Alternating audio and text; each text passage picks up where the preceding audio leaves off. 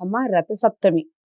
చాలా మంది రథ ముగ్గు వేసుకుంటారు. రథసప్తమి జరుపుకుంటారు. ఎందుకు అసలు ఆ ముగ్గు యొక్క విశిష్టతను కూడా ఒకసారి వివరిస్తూ, రథసప్తమిని సూర్య జయంతి అని కూడా అంటారు. సూర్యునికి ఎక్కువగా పుట్టినరోజు జరుపుకుంటూ ఉంటారు. కారణాలేమిటి వివరించండి?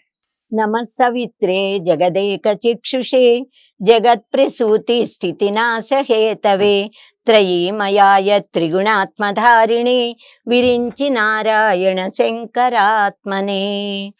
జపాకుసుమ సంకాశం కాశ్యపేయం మహాద్యుతిం తమోరిం సర్వపాపఘ్నం ప్రణతోస్మి దివాకరం. మాఘశుద్ధ సప్తమిని రథ సప్తమి అంటారమ్మా. మాఘము మాఘము అంటేనే అఘము అంటే పాపం. మా అంటే నిషేధార్థక పదం. మా అంటే లేదు, వద్దు, కాదు, కూడదు అంటామే, ఆ అర్థం అన్నమాట. మాఘము అనంటే మాకు పాపము వద్దు, పుణ్యమే కావాలి అని అర్థం కదా. పాపం వద్దంటే మనందరికీ పాపాలను తొలగించేది, పాపాలను తొలగించుకునే అవకాశం ఇచ్చేది, పుణ్యాన్ని కలిగించేది అయిన మాసం ఏది అంటే మాఘమాసం. అలాంటి మాఘమాసం, అసలు మన మాఘమాసము అనగానే రథసప్తమి గుర్తొస్తుంది. వసంత పంచమి, రథసప్తమి, శివరాత్రి, భీష్మ ఏకాదశి ఇవన్నీ మనకి స్ఫురిస్తూ ఉంటాయి. కానీ మాఘమాసం అనగానే ముందు గుర్తొచ్చేది సూర్య ఆరాధన. మాఘమాసం అనగానే సూర్యోపనిషత్తు చెప్తారా అమ్మ, సూర్యుడి గురించి చెప్తారా అని అడుగుతూ ఉంటారు చాలా మంది. కనుక రథసప్తమి అని అంటాము. మాఘ శుద్ధ సప్తమి.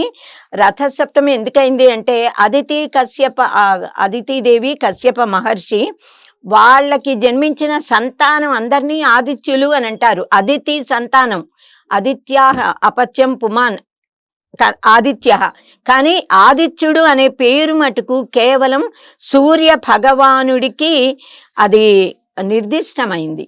రూఢి అర్థము అని అంటామే. అలా ఆదిత్యుడంటే సూర్యుడు, వారందరూ ఆదిత్యులే, కానీ ఆదిత్యుడంటే సూర్యుడు. ఎందుకు అంటే సూర్యనారాయణ స్వామి యావత్ విశ్వానికి తానిలా పుట్టగానే విశ్వాన్ని పుట్టించాడు, విశ్వంలో జీవాన్ని పుట్టించాడు, జీవానికి ఆహారాన్ని పుట్టించాడు, జీవాన్ని అంటే జీవులను వృద్ధిపరుస్తున్నాడు. అంత అద్భుతమైన పని చేశాడు గనక ఆయన ఆదిత్యుడు. ఆ అమ్మకి పుట్టిన పిల్లలలో శ్రేష్ఠుడు అన్నమాట. అలా ఇంకా పుట్టిన మరుక్షణానే పరమద్భుతమైన రథాన్ని ఎక్కి ప్రయాణం సాగించాడు.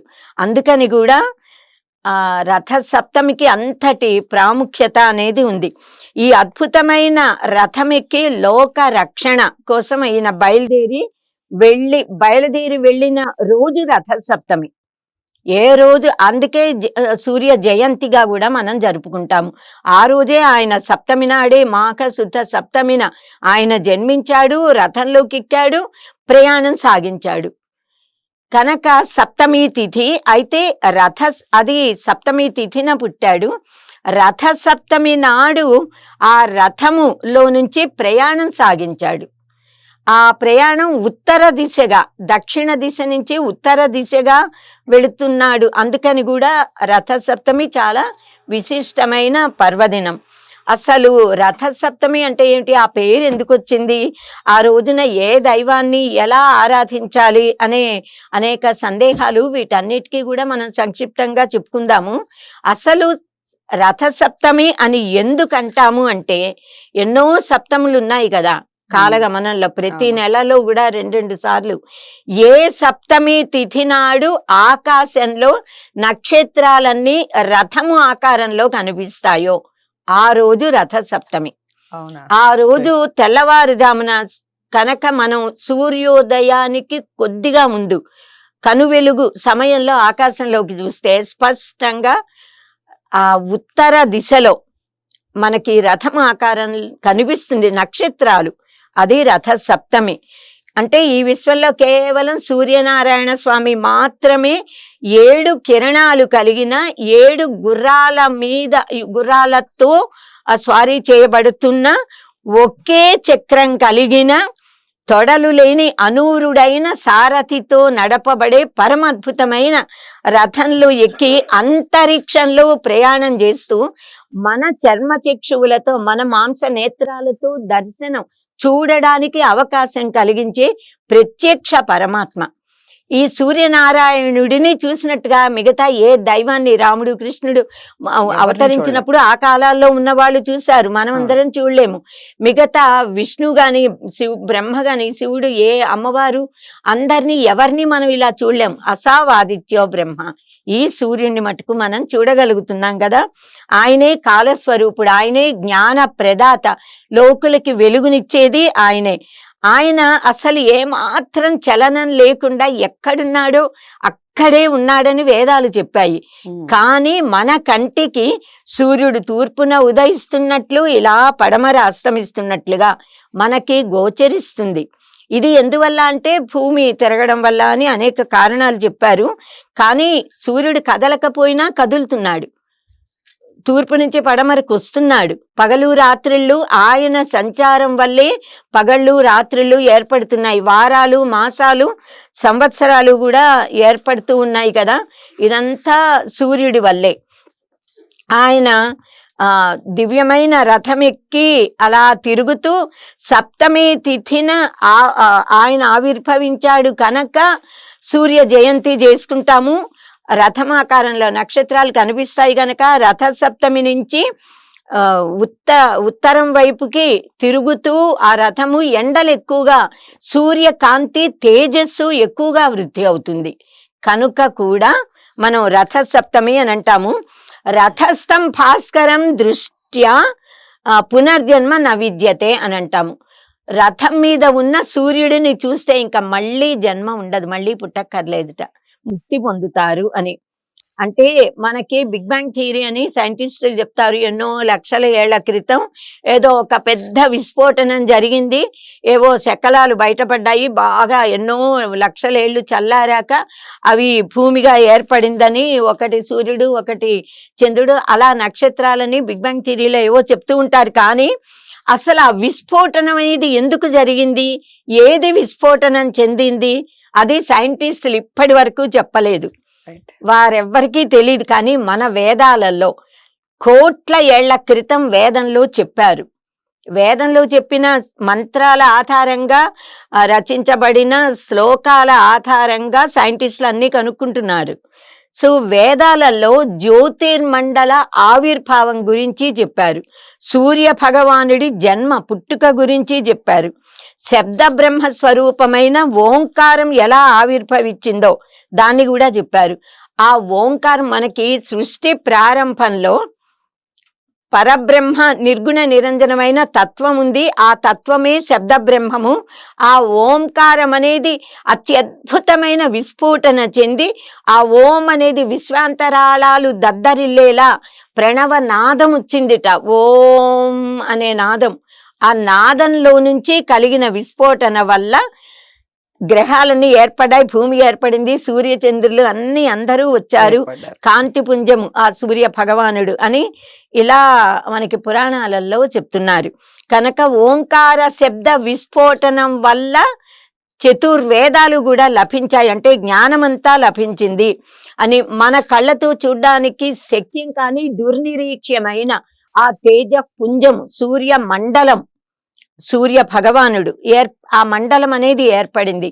ఆ మండలాంతర్వర్తి నారాయణుడు అంటూ మనం ఆరాధిస్తూ ఉంటాము, సరసిజాసన సన్నివిష్ట అని అంటూ. అలా ఆ ఓంకారం యొక్క శబ్ద విస్ఫోటనం వల్ల ముక్కలుగా అయి బయటపడి చల్లగా అయిన దాన్ని భూమి అని అంటున్నారట, భూమాత. భూసూక్తంలో భూదేవి యొక్క గొప్పదనాలు పరమ అద్భుతంగా వర్ణిస్తారు. అలాగే చల్లగా అయి పైన ఉన్నదాన్ని చంద్రుడు అన్నారట. ఇవన్నీ అలా వచ్చాయని మన పురాణాలు చెప్పాయి, వేదంలో చెప్పారమ్మా. అంటే నిజానికి సూర్యుడు ఒక భగభగా మండే అగ్ని గోళం. ఆ గోళంలో నుంచి నిరంతరంగా ఇప్పటికి కూడా ఓం అనే నాదం, ఓంకార నాదం వినిపిస్తోందని సైంటిస్టులు నాసాలు యంత్ర పరికరాల సహాయంతో ఇప్పుడు చెప్పారు. ఎప్పుడో మన వాళ్ళు వేదంలోనే చెప్పారు. ఆయనని మార్తాండు అని అంటారు, సూర్యుడిని. ఈ విశ్వానికి కూడా కాంతిని వెలుగుని సమస్తాన్ని ఇచ్చేది సూర్య భగవానుడే. మనం మకర సంక్రాంతితో ఉత్తరాయణ పుణ్యకాలం ప్రారంభమవుతుంది అని చెప్పుకుంటాము. ఉత్తరాయణ పుణ్యకాలం ప్రారంభమవుతుంది కానీ రథ సప్తమి నాటి నుంచి సూర్య భగవానుడిలో తన ప్రచండమైన తేజం, వృద్ధి చెందడాన్ని మనం చూస్తాము. రైట్. కనుక రథ సప్తమికి ఎక్కువ ప్రాముఖ్యతని ఇస్తాం, మనము కొలుచుకుంటాము.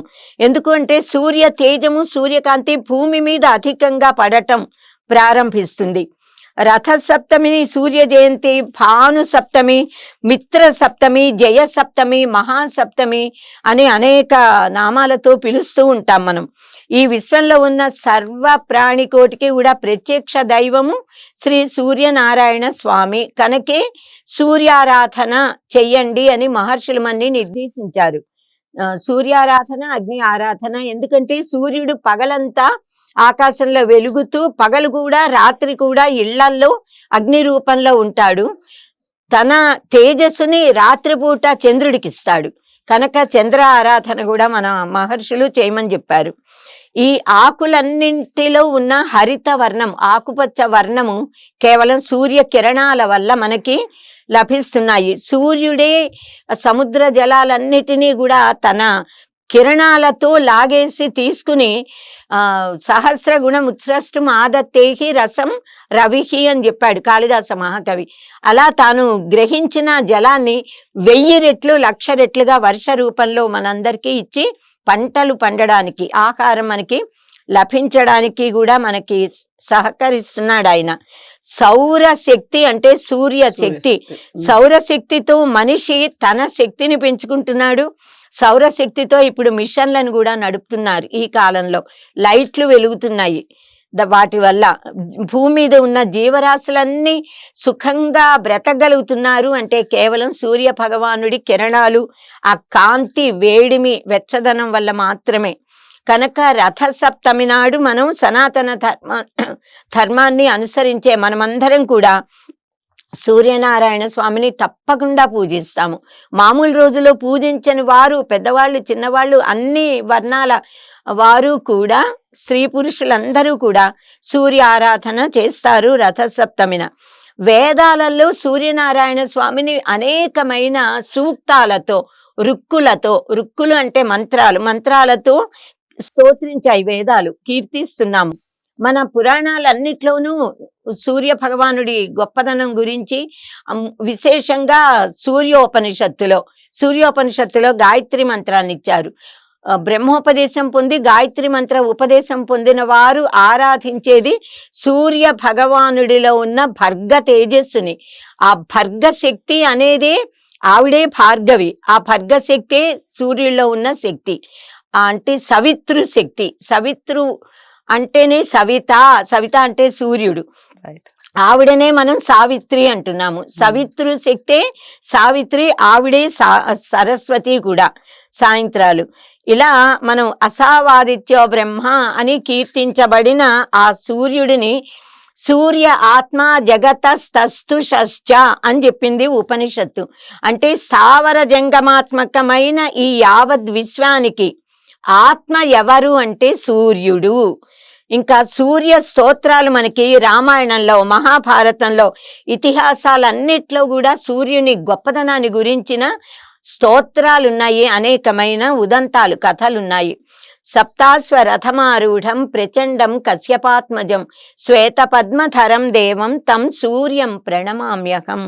మనం 7 గుర్రాలు పూంచిన రథం మీద ఎక్కి ప్రయాణించే ప్రచండుడైన కశ్యప మహర్షి యొక్క ఆత్మజుడు కుమారుడైన తెల్లని పద్మాన్ని ధరించిన సూర్య భగవానుడికి మనం నమస్కరించాలి. 7 గుర్రాలు కూడా సూర్యుడి 7 కిరణాలు. ఆ 7 కిరణాలకి సంకేతాలు 7 గుర్రాలు. ఈ 7 గుర్రాలు వేదాలలో ఉన్న 7 ఛందస్సులు అని చెప్తారు. గాయత్రి, త్రిష్టుప్, జగతి, అనుష్టుప్, పంక్తి, బృహతి, ఉష్ణిక్ అనే ఛందస్సులు. ఈ 7 వేద ఛందస్సులే గుర్రాలు. ఈ 7 సూర్యుని కిరణాలు. ఆ కిరణాలకి ఒక్కొక్క కిరణంలో ఉన్న శక్తిని సైంటిస్టులు ఈ మధ్య పరిశోధన చేసి అనేక పుస్తకాలలో మనకి ఇస్తున్నారు రాసి. అవి వేదాలలో ఎప్పుడో చెప్పారు మన మహర్షులు. సప్త వర్ణాలతో ప్రకాశించి ఆ సూర్యుడి సప్త కిరణాలకి కూడా పేర్లున్నాయి. అవేమిటి అంటే సుషుమ్న, హరికేశ, విశ్వకర్మ, విశ్వవ్యచ, సంపద్వసు, అర్వగ్రసు, సావరాడ్వసు అని పేర్లుట. ఈ సప్త వర్ణాలు 7 రంగులు కూడా మనకి శ్వేత వర్ణంలో కనిపిస్తాయి, తెల్లని రంగులా కనిపిస్తాయి. కానీ 7 వర్ణాలు, 7 వర్ణాలు ఉన్నాయి. దాన్నే మనం ఇంద్రధనుస్సులో చూస్తూ ఉంటాము. అవును. జ్యోతిష్ శాస్త్రం, ఖగోళ శాస్త్రాలు సూర్య భగవానుడి గొప్పదనాన్ని గురించి చెప్తాయి. సూర్య గమనం, గ్రహగతుల గమనాల మీద ఆధారపడి ఈ శాస్త్రాలన్నీ కూడా ప్రవర్తిల్లుతున్నాయి. ఖగోళ శాస్త్రం కానీ జ్యోతిష్ శాస్త్రం కూడా.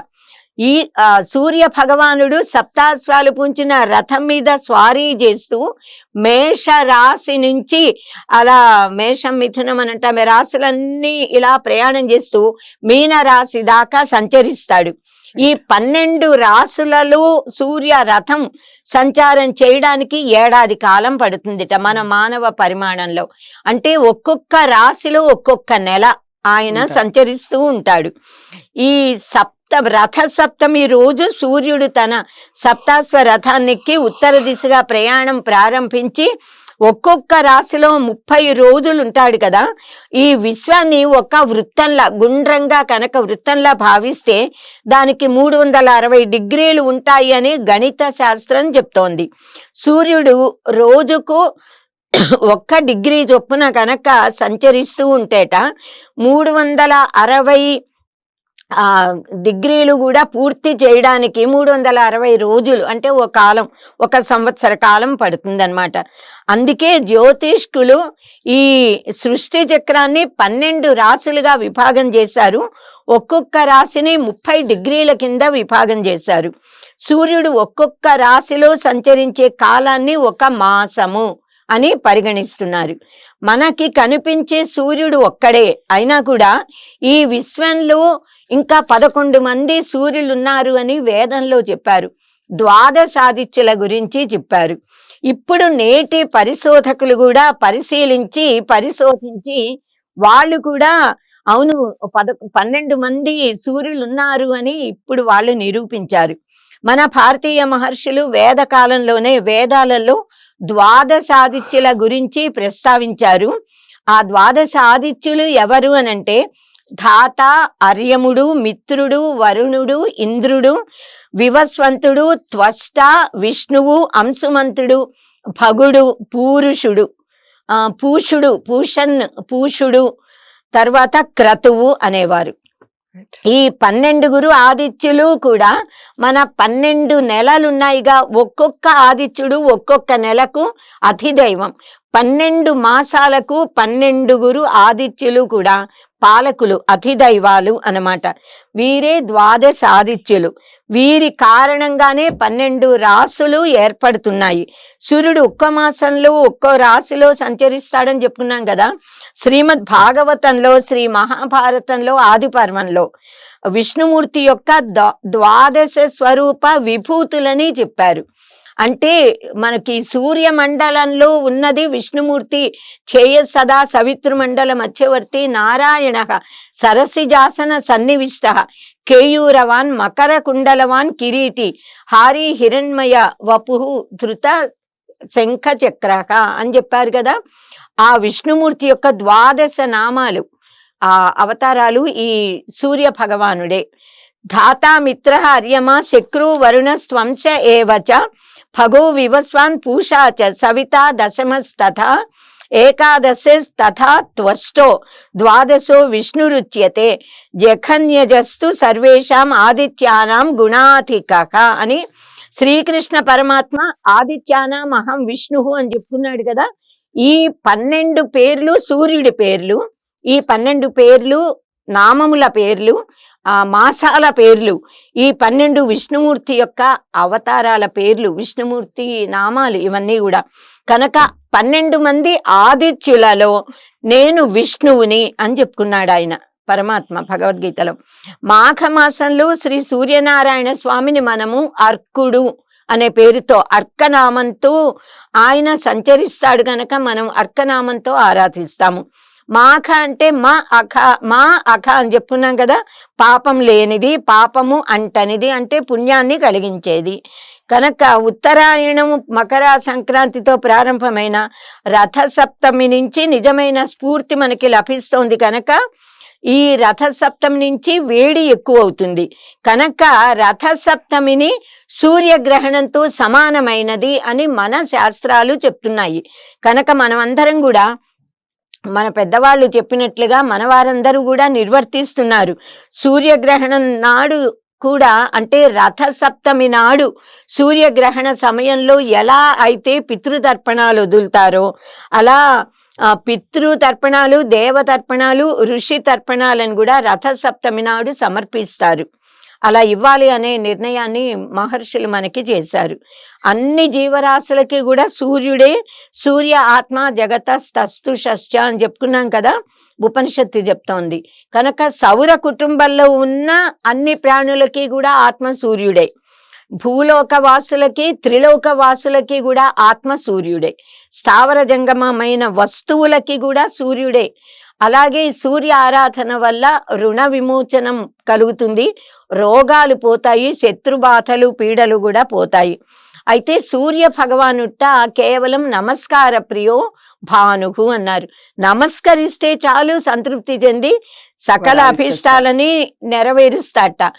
ఇంకా అర్ఘ్యప్రియో సూర్య అన్నారు. సూర్యుడికి కేవలము జలములు అర్ఘ్యమిస్తే చాలు సంతృప్తి చెంది ఆశీర్వదిస్తాట, సర్వకామనలని ఈడేరుస్తాట. కనుక మనం అర్ఘ్య ప్రదానం చెయ్యాలి సూర్య భగవానుడికి, విశేషంగా రథసప్తమి నాడు. ఆరోగ్యం భాస్కరాది చేత్తని చెప్పారు మన పెద్దవాళ్ళు. ఆరోగ్యం కావాలి అంటే సూర్యనారాయణ స్వామిని ఆరాధించాలి. సూర్య భగవానుడు మన కళ్ళల్లో ఉన్నాడు, విశేషంగా కుడి కంట్లో అని వేదం చెప్తోంది, ఉపనిషత్తుల్లో చెప్పారు. కనుక మన కన్నులకి దర్శన శక్తి కావాలి అంటే సూర్య భగవానుణ్ణి ఆరాధించాలి. ఇంకా అమ్మవారికి దేవుడికి కూడా శివుడికైనా చంద్ర సూర్యాగ్ని లోచన అనే పేరుంది కదా, సూర్య చంద్రులు అగ్ని 3 కళ్ళు అని. అమ్మవారికి కూడా అంతే. అమ్మవారుట జగన్మాత సూర్య చంద్రులని తాటంకాలుగా ధరించింది అంటే ఈ సూర్య చంద్రులు అమ్మవారి వశంలో ఉన్నాయట. అమ్మవారు ఎవరు అంటే సూర్యమండలంలో ఉన్న భర్గశక్తి, అంటే తానే తనని నిగ్రహించుకుంటాడనమాట. అంత గొప్ప అంతరార్థాలు ఉన్నాయి వీటి వెనకాల. కనుక మనం ఏ కోరిక లౌకికమైన పారలౌకికమైన ముక్తి కావాలన్నా కూడా సూర్య భగవానుణ్ణి మనం ఆరాధించాలి. ఓం శ్రీ సూర్యాయ నమః అని ప్రార్థిస్తే చాలు, ఆయన ప్రసన్నుడవుతాడు. ఆయనకున్న నామాలలో ఏ నామంతో, ఓం దివాకరాయ నమః, ఓం భాస్కరాయ నమః, ఏ నామంతో ఆరాధించినా చాలు. ఒక ఉపనిషత్తులో ఒక పరమ అద్భుతమైన మంత్రాన్ని ఇచ్చారు. కంటి చూపు పోయి గ్రుడ్డివారైపోయిన వారు కూడా ఆ మంత్ర జపం చేసి కనుక సూర్య భగవానుడిని ఆరాధిస్తే వాళ్ళకి దర్శన శక్తి కలిగిందిట. గుడ్డివాళ్ళు మళ్ళీ కళ్ళు గల వాళ్ళు అయ్యారట. ఇవి ప్రత్యక్షంగా అనుభవించిన వాళ్ళే కూడా చెప్పారు. ఆ ఉపనిషత్తులో ఇవ్వబడిన మంత్రం ఏమిటి అనంటే ఓం నమో భగవతే సూర్యాయ ఆదిత్యాయ అక్షితేజసే నమః. ఈ మంత్రాన్ని జపిస్తే కళ్ళకి దర్శన శక్తి ఎప్పటికీ సుఖంగా ఉంటుంది, వర్ధిల్లుతుంది. సన్నగిల్లిపోయిన వాళ్ళకి కూడా శక్తి వస్తుంది. ఇంకా మన మంత్రపుష్పంలో ఒక మంత్రం ఉంది, యోపాం పుష్పం వేద పుష్పవాన్ ప్రజావాన్ పశుమాన్ భవతి అనే మంత్రం ఉంది కదా. ఈ వాక్యాలు కూడా ఈ సూర్య సంబంధమైనవే. సూర్యారాధన చేసేటప్పుడు ఎవరు సూర్య భగవానుడికి భక్తితో నమస్కరిస్తారో వారు పుష్పవంతుడు, ప్రజావంతుడు, ఐశ్వర్యవంతుడు కూడా అవగలుగుతాట. అన్న సమృద్ధి కలవాడవుతాడు. సూర్యకాంతిలోని కిరణాల ప్రభావం వల్ల మన శరీరానికి సహజంగా డి విటమిన్ లభిస్తుంది కదా. ఈ కాలంలో బిల్డింగ్స్ లో ఉండడం, వాకింగ్ సూర్యుడికి మనం ఎక్స్పోజ్ అవ్వడం అంటాము. అంటే సూర్య కిరణాలు మన మీద పడేలా మనం సంచరించట్లా. చిన్నప్పుడు పిల్లలకి ఒంటికి నువ్వుల నూనె రాసి ఇలా వదిలితే మట్టిలో సూర్య ఎండలో కాంతిలో కిరణాల్లో ఆడుకునే వాళ్ళు గనక ఆరోగ్యంగా ఉండేవాళ్ళు. ఇప్పుడు డి విటమిన్లు మింగుతున్నాం మనం. కనుక ఈ సూర్య కిరణాల వల్ల మనకి డి విటమిన్ అనేది చాలా అవసరం, అది లభిస్తుంది. సూర్యకిరణాలు శరీరం మీద తప్పకుండా ప్రసరింప చేయాలి వీళ్ళ ఆరోగ్యాలు బాగుండడానికి అని అనుకుని సంకల్పించే అయి ఉండొచ్చు మన మహర్షులు. సూర్యారాధన, సూర్య నమస్కారాలు, సంధ్యావందనము సూర్యుడికి ఎదురుగా ఉండి చెయ్యండి, అభిముఖంగా ఉండి అని చెప్పారు. ఎండ మీద పడాలి, పడుతుండగా చెయ్యాలి. అలాగే ఆదివారాలు భానుమూర్తికి ఇష్టం గనక భానువారము కిరణాలు పడేలాగా ఆ ఎండ పడుతున్న సమయంలో ఆదివారాలు సూర్యోదయ సమయంలో తలస్నానం చేసి ఓపెన్ ప్లేస్లోకి వెళ్ళి కనుక పరమాన్నము వండి అది సూర్యకిరణాలు ఎండ పడేలా అలా ఉంచి ఆదిత్య హృదయం కానీ సూర్య స్తోత్రాలు కానీ పఠించి దాన్ని నైవేద్యం పెట్టి దాన్ని ప్రసాదంలా స్వీకరిస్తే ఎటువంటి రోగాలు రావు, పూర్ణ ఆయుష్మంతుడై ఉంటాడు అని చెప్తారు. ఇలా 7 కిరణాలుగా 7 వర్ణాలుగా ప్రతిబింబిస్తూ కదిలే సూర్యుడి అశ్వాలు కిరణాలు ఇవన్నీ కూడా రథసప్తమి రోజు మటుకు ఒకే ఒక్క తెల్లని కిరణంలా భాసిస్తూ కనిపిస్తాయి మనకి. ఇలా పిండాండాన్ని బ్రహ్మాండాన్ని కూడా సమన్వయిస్తూ మన మహర్షులు మనకి బోధించారు. మనం 12 ఆదిత్యులుగా భావిస్తున్నవే 12 జ్యోతిర్లింగాలు అని చెప్పారు. శివుడి యొక్క 12 జ్యోతిర్లింగాలు 12 కిరణాలట. సూర్య భగవానుడి యొక్క 12 రూపాలుట, 12 ఆదిత్యులు. 12 ఆదిత్యులుగా ఉన్నది ఒక్క ఆదిత్యుడే, ఆయనే 12గా ఉన్నాడు. ఇవే 12 జ్యోతిర్లింగాల రూపంలో శివుడు మన్ని కటాక్షిస్తున్నాడు అని అంటారు. అలాగే మన దేహంలో ఉన్న పంచ జ్ఞానేంద్రియాలు, పంచ కర్మేంద్రియాలు, ఇంకా మన అంతరింద్రియము అంటే మనోబుద్ధి అహంకార చిత్తములు అనబడే ఒక అంతరింద్రియం. ఇవి గాక నేను అనే అహం అనే స్ఫురణ ఉంది కదా, దాన్నే యజమాని అన్నారు. ఇవి 12. ఈ 12 రూపంలో మనలో ప్రకాశిస్తున్నది సూర్య తేజస్సే, సూర్య భగవానుడే. ఇలా మనం ఆ విశ్వాన్ని మనతో అనుసంధానించి చెప్పారు. ఈ జ్ఞానంతో మనం మనలో ఉన్న సూర్య శక్తి వల్లే మనం పనిచేస్తున్నాము, మన ఇంద్రియాలు పనిచేస్తున్నాయి. నేను అనే వాడిని బ్రతికి ఉన్నాను అనే భావనతో మనం సర్వాన్ని, మన ఇంద్రియాలని, మనస్సుని, నేను అనబడే అహంకారాన్ని సూర్య భగవానుడికి శరణాగతి చేయాలి, సమర్పించాలి. కర్మ జ్ఞానక దశకం మనశ్చ జీవ ఇతి విశ్వసర్గాయ 12ధా యో విచరతి స 12మూర్తిరస్తు మోదాయ అని ఈ 12లో ఉన్న శివజ్యోతి, ఆ జ్యోతి శివజ్యోతి, ఆ జ్యోతి పరంజ్యోతి, అదే 12 జ్యోతిర్లింగాల రూపంలో కొలవబడుతున్న సూర్య భగవానుడు అని చెప్పారు మనకి. కనుక సూర్య నమస్కారాలు చేస్తే ఆరోగ్యం బాగవుతుంది అన్నది చాలా మందికి తెలుసు. అందుకే ఎందరో సూర్య నమస్కారాలు చేస్తున్నారు. ఆడవాళ్ళు కూడా, ఆడపిల్లలు మగపిల్లలు అందరూ కూడా ఆరోగ్యం కావాలంటే సూర్యారాధన, సూర్య నమస్కారాలు చేయాలి. సూర్య నమస్కారాలు చేసేటప్పుడు సూర్యుడి యొక్క 12 నామాలని స్మరించాలి. మిత్ర, రవి, సూర్య, భాను, ఖగ, పూష, హిరణ్యగర్భ, మరీచి, ఆదిత్య, సవిత, అర్క, భాస్కరులు ఇవి 12. ఈ 12 నామాలను చెప్తూ సూర్య ప్రీతికరంగా నమస్కారాలు చేయడం వల్ల మన ఆరోగ్యం వృద్ధి చెందుతుంది. కనుక ఓం మిత్రాయ నమః, రవయే నమః, సూర్యాయ నమః, భానవే నమః, ఖగాయ నమః, పూష్ణే నమః, హిరణ్యగర్భాయ నమః, మరీచయే నమః, ఆదిత్యాయ నమః, సవిత్రే నమః, అర్కాయ నమః, భాస్కరాయ నమః అంటూ ఈ ఒక్కొక్క నామము చెప్పేప్పుడు ఒక్కొక్క ఆసనాన్ని వేయాలి. ఒక భంగిమలో సూర్యుడికి నమస్కరించడమే సూర్య నమస్కారము. కేవలం ఇలా నమస్కరించడం కాకుండా ఆసనాలు వేస్తూ వాటిని సూర్య నమస్కారాలు అని అంటాము. ఈ 12 నామాలు చెప్తూ ఒక్కొక్క నామానికి ఉచిత హస్తాసనం, ముందు ప్రణామాసనంతో ప్రారంభించుకోవాలి మొదటిది. కనుక ఆసనము, ఉచిత హస్తాసనం, పాద హస్తాసనం, దక్షిణ హస్త సంచాలనం, పర్వతాసనం, సాష్టాంగ నమస్కార ఆసనం, భుజంగాసనం, పర్వతాసనం, వామహస్త సంచలన ఆసనం, పాద హస్తాసనము, ఉచిత హస్తాసనము, ప్రణామాసనము వేస్తూ ప్రణామంతో మొదలుపెట్టి ఎలా వేశామో మళ్ళీ అలాగే వేస్తూ ప్రణామంతో ముగించాలి సూర్య భగవానుడికి. సూర్య భగవానుడు సర్వరోగ హరుడు. ఆరోగ్య ప్రదాత, అభయ ప్రదాత, ఐశ్వర్య ప్రదాత, జ్ఞాన ప్రదాత, భక్త రక్షకుడు, వీటన్నింటినీ తెలియజేసే ఉదంతాల గురించి రథసప్తమి పర్వదినాన ఆచరించవలసిన విధి విధానాన్ని గురించి మనం ఈ రథసప్తమి అనే ఈ ప్రసంగంలో 2వ భాగంలో తెలుసుకుందాము. కనుక ఇవన్నీ తెలుసుకోవాలనుకున్న వారందరూ కూడా 2వ భాగాన్ని కూడా తప్పకుండా వినండి, వీక్షించండి. స్వస్తి. చాలా చక్కటి వివరణ ఇచ్చారు. రథసప్తమి యొక్క విశేషాలు ఏదైతే ఉన్నాయో అవి ఈ సూర్య భగవాను ఆచరించటం వలన, పూజించటం వలన, సూర్య నమస్కారాలు చేయటం వలన కలిగే లాభాలు ఏమిటి అనేది చాలా చక్కటి వివరణ ఇచ్చారమ్మ. ఇక ఇప్పుడు అమ్మ చెప్పినట్టుగా 2వ ఎపిసోడ్ దీనికి కంటిన్యూషనే ఉంటుంది. 2వ ఎపిసోడ్ చూడటం వలన పూర్తి విషయాలు మీకు అవగతం అవుతాయి.